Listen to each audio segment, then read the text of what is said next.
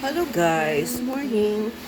Grabe ang ulan ngayon Alam nyo,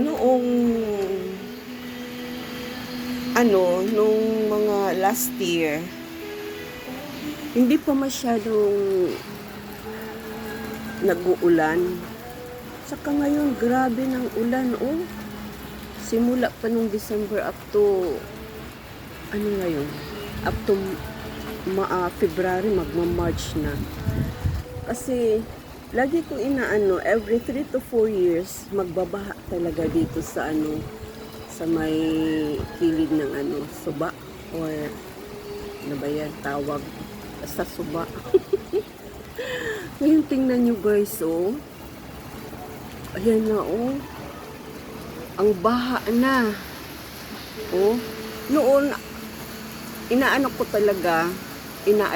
talaga, every since ng bagyong Odette, maghintay na naman tayo ng 3 at 4 na taon saka magbaha. Tatlong taon na yata, ka-4 na taon na yata. Ngayon, pero March na, laging December yung nagbabaha. Ngayon March na, nagbaha na, oh. Pero hindi pa umakyat dito sa amin. Oh, ayan, oh, grabe yung baha, oh. Ayan. Yung suba na yan, o yung river na yan, papunta yan sa Surigao City. Ayan, eh. Tumaas na naman. Kahapon tumaas yan, ganyan din. Pero maya-maya bumaba kasi humina yung ulan. Ayan, oh, ang baha. Saka yung ulan walang tigil.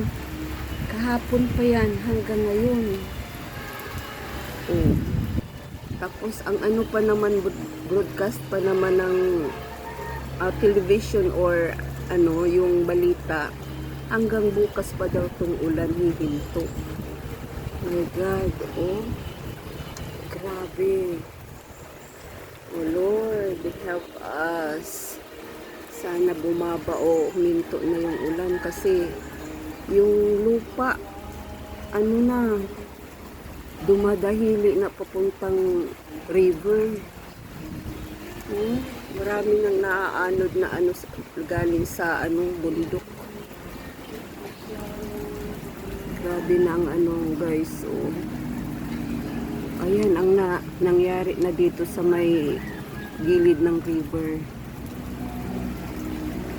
Grabe talaga tong ulan, oh. Sunod-sunod na. Sige guys, bye-bye. Ingat sa lahat. Ingat din kami.